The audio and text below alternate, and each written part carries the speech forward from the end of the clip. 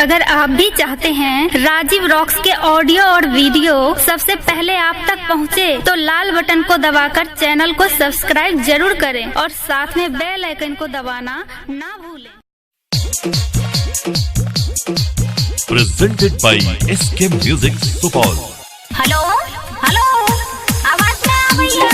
Hello light का भैया। Hello hello hello hello, आवाज ना आ भैया।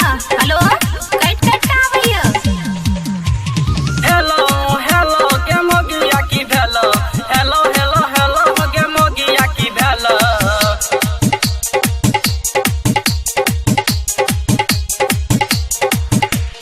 हेलो हेलो हेलो के मोगिया की भेलो। हेलो हेलो हेलो के मोगिया की भेलो। हेलो हेलो के मोगिया की भेलो। हेलो हेलो हेलो के मोगिया की भेलो। हेगे हाल समाचार ठीक ठाक छौ ना? की कहलिए कनी फेर से कहियो। आगे हाल समाचार ठीक ठाक छौ ना? एगो 15 के बात सुन ना। सेलर मुक गेलै मंदी का काम छै। एगो 15 के बाद सुन ना। किन लियो एगो जियो मोबाइल। एगो 15 के बाद किन लियो एगो जियो मोबाइल। एगो 15 के बाद सेलर मुक गेलै मंदी का काम छै। एगो 15 के बाद सुन ना। हेलो हेलो, आवाज ना आ भैया। हेलो लाइट का भैया। हेलो हेलो हेलो हेलो, आवाज ना आ भैया। हेलो लाइट का भैया। हेलो हेलो के मोगिया की भेलो। हेलो हेलो हेलो के मोगिया की भेलो। गिन के 15 दिन चलै छै कनक काम गे। कनक का काम ह मंडी का काम गे।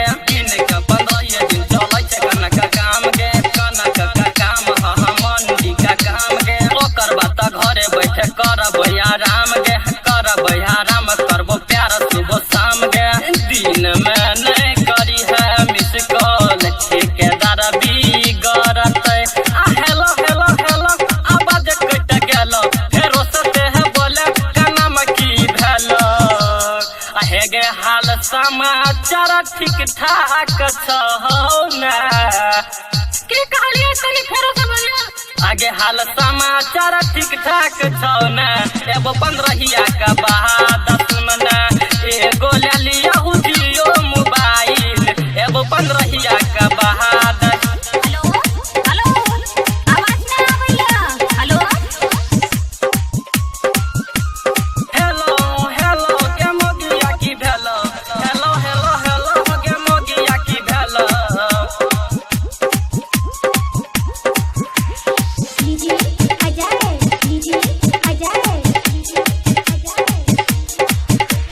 तोरा खातिर किन लेबो miss call sari. Miss call sari गे मिस कॉल साड़ी। तोरा खातिर किन लेबो miss call sari. Miss call sari गे मिस कॉल साड़ी। आ बढ़िया से छै ना हमर बहिनी दुलारी। बहिनी दुलारी गे बहिनी दुलारी। ओकरो खातिर किन लेबै लाल काला लहंगा। आ हेलो हेलो हेलो आवाज कट गेलो। फेरो सते है बोले केना की भेलो। आ हेगे बुढ़िया मैयो ठीक ठाक छौ ना? हां ठीक छै। हेगे बुढ़िया मैयो ठीक ठाक छौ ना? एगो 15 के बाद सुन ना।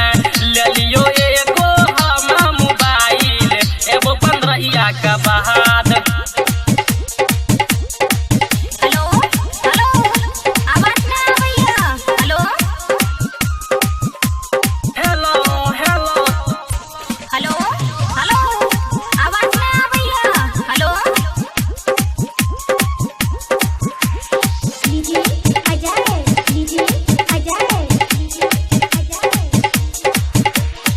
भेज देबो साबुन सरफ तेल गम कहुआ।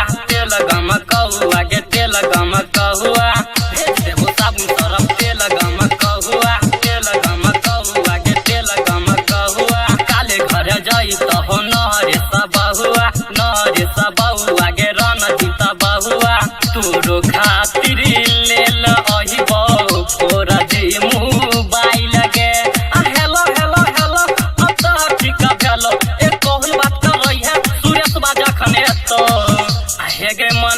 ख्याल सरहल करी है। ठीक है अपनो ख्याल रखब। मन ख्याल सरहल करी है। एगो 15 का बहात है गए ले लियो एगो